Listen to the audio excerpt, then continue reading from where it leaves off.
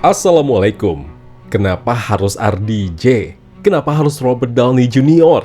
Itu yang terbesit di awal sejak tahu dengan kehebohan pengumuman pemeran Dr. Doom di event SDCC Marvel's Hall H kemarin. Sebuah kejutan yang mixed feeling, antara senang akhirnya si legenda MCU ini balik lagi, tapi sedih. Kenapa Disney dan Marvel Studios masih berharap banyak sama aktor ini?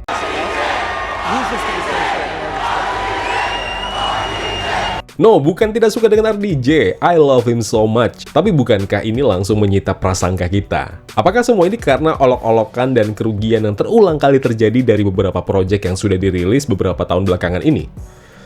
Ini bukan video review, selamat datang di segmen Spotlight, di mana kita akan bahas serba-serbi dunia film dan akan kita kuliti sampai ke akar-akarnya. Lebay. Kenapa sih harus RDJ? Apakah Robert Downey Jr. satu-satunya cara untuk menaikkan pendapatan bersih Disney? Upaya membalikkan keadaan yang sejak Avengers Endgame berakhir. Perlahan Disney mulai kehilangan arah dan tujuan. Dan belum lagi mereka harus memuaskan nafsu para fansnya. Konsep multiverse yang masih belum rapih di Marvel Cinematic Universe, kerugian yang fantastis di hampir semua lini project mereka. Apakah dengan begini, cara Disney dan Marvel Studios untuk mengembalikan keadaan? Meraup pundi-pundi yang menyegarkan dari para fans fanatik seperti kita, yang masih punya memori hebat dengan para legenda MCU seperti RDJ dan juga kawan-kawan. Yang dimana kematian karakter mereka adalah cara yang paling bijak dan cerdas. Ya, meski tragis dan menyedihkan bagi para fans. Atau sebenarnya ini adalah rencana panjang yang sudah difikirkan matang-matang sejak Endgame berakhir dan membiarkan kebodohan terjadi selama itu. Ya walaupun nggak semuanya bodoh, Loki, What If, dan beberapa series lainnya atau film juga ada yang berhasil. Tapi ya persentasenya dikit banget. Sampai akhirnya di waktu dan momen yang tepat dan kemarin di Marvel's Hall H kita diumumkan si pemilik wajah di balik topeng Dr. Doom itu.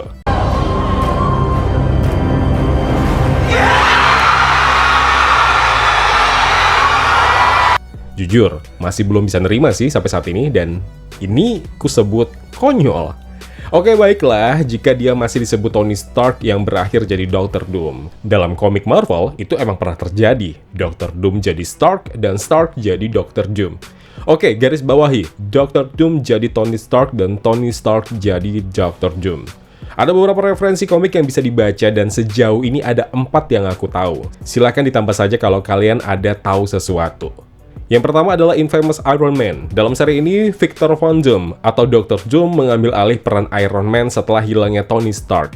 Jadi Doom mencoba menebus dosa-dosanya dengan menjadi pahlawan dan menggunakan armor Iron Man untuk melindungi dunia. Tapi di sini tidak diceritakan bahwa Tony Stark sebagai Dr. Doom. Kemudian ada Superior Iron Man. Nah, ini sebenarnya sebelum pengumuman kemarin, aku tuh sempat mikir, kalau seandainya nih orang kembali lagi, mungkin akan jadi villain. Atau mungkin karakter yang bertolak belakang dengan karakter Tony Stark yang selama ini kita kenal. Salah satunya adalah Superior Iron Man, di mana Tony Stark menjadi versi yang lebih egois dan jahat dari dirinya sendiri setelah terpapar efek dari Axis Event, di mana penjahat dan pahlawan mengalami perubahan moral. Ya meskipun dia tidak menjadi Dr. Doom di komik ini, tapi dia menampilkan banyak karakteristik yang lebih mirip dengan penjahat. Kemudian ada juga komik Secret Wars yang dirilis tahun 2015. Nah, dalam seri komik ini, Dr. Doom menjadi penguasa alam semesta yang terpecah dan menggunakan kekuatannya untuk menciptakan dunia baru. Dan Tony Stark memainkan peran penting dalam cerita ini. Meskipun sekali lagi, dia tidak berubah menjadi Doom. Ya, 3 komik tadi, 2 diantaranya, ya kita bisa melihat bahwa Tony Stark berubah. Dari yang sebelumnya kita lihat dia sebagai protagonis, akhirnya beralih jadi antagonis. Nah, yang keempat, referensi keempat yang justru paling mendekati dari apa yang mungkin akan terjadi di event selanjutnya ketika Tony Stark atau RDJ diperkenalkan sebagai Dr. Doom. Yang dimana dalam komik What If Iron Man Demon in Armor Volume 1, di mana bagian dari seri What If ini yang mengeksplorasi skenario alternatif dalam alam semesta Marvel. Nah, dalam volume komik ini ceritanya berfokus sama pertukaran nasib antara Tony Stark dengan Victor Von Doom. Nah, di sini menceritakan peristiwa yang mengubah nasib kedua karakter ini dan terjadi ketika mereka masih muda. Alih-alih mengikuti jalan yang mereka tempuh dalam kontinuitas utama Marvel, Tony Stark dan Victor Von Doom bertukar tempat dan juga peran.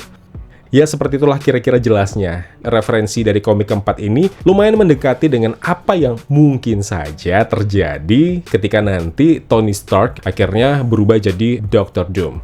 Ini cukup masuk akal, dan akan semakin masuk akal lagi ketika disandingkan dengan film Fantastic Four First Step yang mengambil latar waktu 60-an, yang cukup jelas mereka punya misi penting, salah satunya adalah melawan Dr. Doom. Nah, pertanyaannya, Dr. Doom yang mana?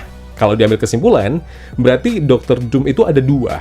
Dr. Doom yang benar-benar Dr. Doom, dan Tony Stark yang berubah menjadi Dr. Doom. Ya kan?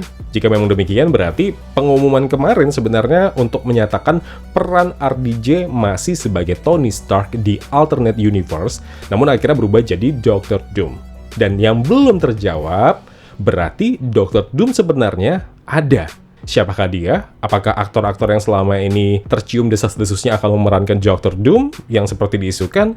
Ya, kita nggak ada yang tahu. Tapi ini jelas ya, masih teori mendasar. Kenapa akhirnya RDJ kembali lagi? Dan kalau memang seperti itu alasannya, ya cukup bisa diterima lah oleh para fans dengan kehadiran dan kembalinya RDJ di MCU. Tapi kalau ternyata tidak ada hubungannya dengan apa yang terjadi di cerita komik yang tadi sudah kurentetin, dan karakternya yang kemungkinan akan muncul di 3 film pertama Fantastic Four First Step, Avengers Doomsday, dan Avengers Secret Wars ini, yang sebenarnya adalah kayak, ya udah RDJ, lo udah nggak ada hubungan lagi sama Iron Man, dan lo muncul di MCU sebagai karakter baru. Ya agak sulit juga sih, karena kenapa? Kita tuh masih ada bayang-bayang mengingat si Robert Downey Jr., orang yang pernah sekian lama berperan sebagai Iron Man. Ya, nggak tau lah ya, aku tuh masih mikir ya, apa mungkin MCU memang sedang mengembangkan origin story dan kayaknya memang tetap bodo amat gitu dengan memakai RDJ sebagai aktor pemeran Doom, tanpa memperdulikan dirinya pernah selama itu menjadi Tony Stark atau Iron Man. Jadi, lo mau fans selama itu dari dia pernah jadi Iron Man di film pertamanya tahun 2008 gitu, Iron Man pertama, ya bodo amat. Pokoknya kali ini, lo kenal RDJ ya sebagai Dr. Doom. Menurut kalian gimana? Ya nggak bisa disalahkan sepenuhnya sih. Mungkin kalau Jonathan Majors tidak punya masalah hukum, dia mungkin masih berpotensi jadi villain utama.